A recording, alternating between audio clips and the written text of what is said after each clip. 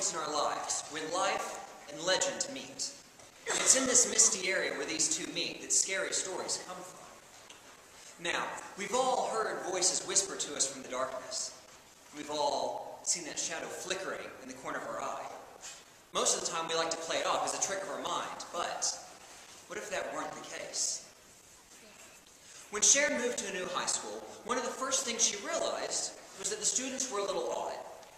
You see, every time the tardy bell rang, the students that were left in the hallway would run as fast as they could and get to class. Now, anybody who's been to high school knows how ridiculous this is, but Sharon thought to herself, maybe there's a very strict tardy policy here. And if that were the case, she didn't want to get in trouble. So if everyone else ran to class when the bell rang, she was going to also. So Sharon got acclimated to school, and a few weeks in, she was getting ready to head home. She was packing her bag, and she realized that she'd left her jacket in the girls' locker room. Well, the night before, she had an argument with her mom about responsibility. And as any teenage girl knows, the last thing you want to do in such a situation is give your mother more ammo to use against you in a future argument. So she thought to herself, well, I better get it because I need to show my mom how responsible I am. So she goes to the girls' locker room, and she's about to open the door when they fly open on their own. And two of her friends, Molly and Susan, come running out, and there's horror on their faces. "Run," they scream to her. "Run for your life." Well, Sharon doesn't know what to think, and she sees them running, and they're gone.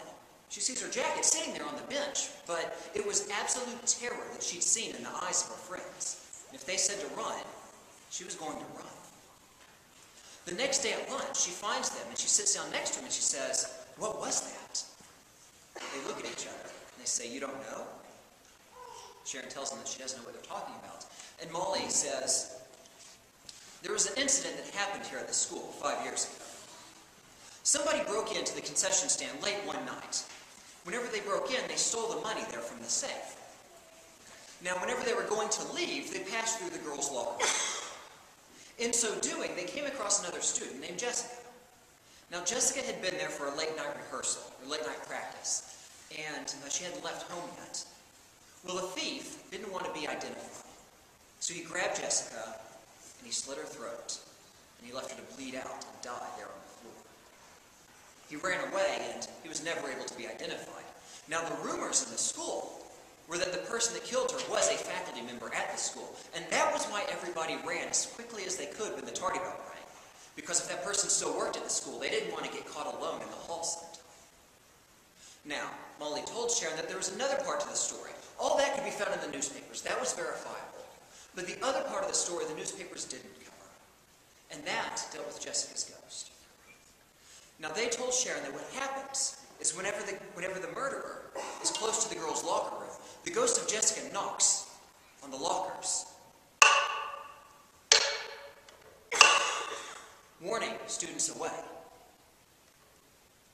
Now, Sharon heard all this, and it terrified her.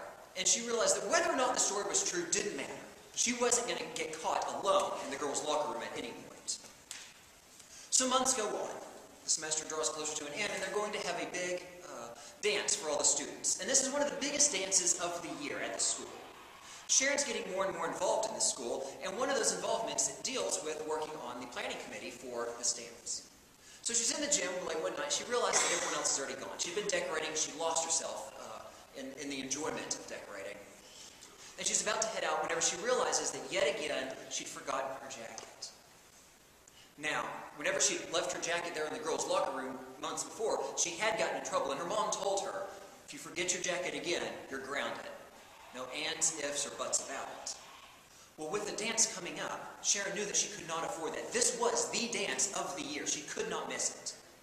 So she heads to the girls' locker room where she left her jacket. As she gets close to the story that Molly and Susan had told her earlier begins to come back to her mind.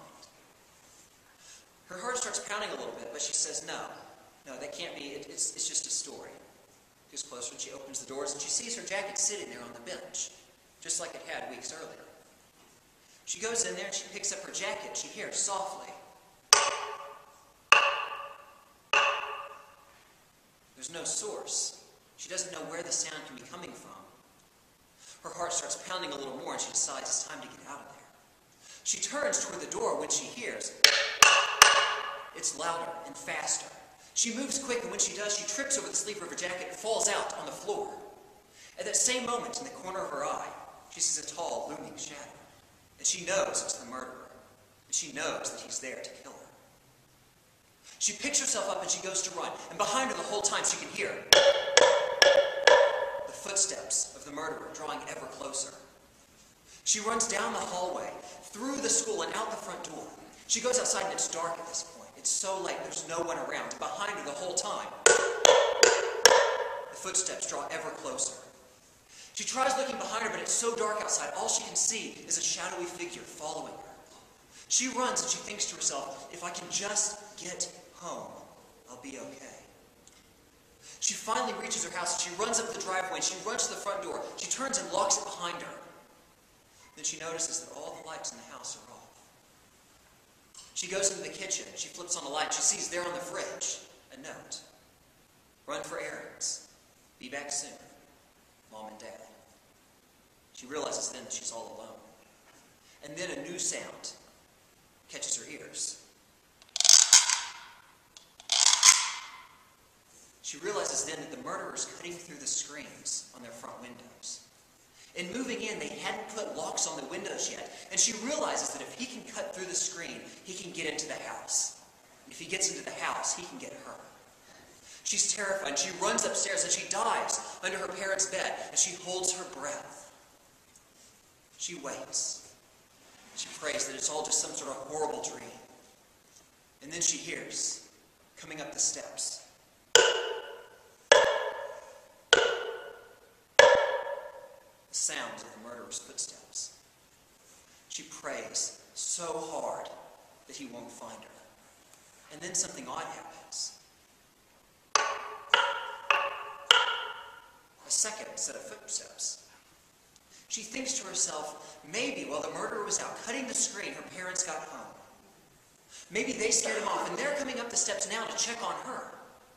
She rolls out from under the bed, full of hope, and she looks up into the face of the murderer.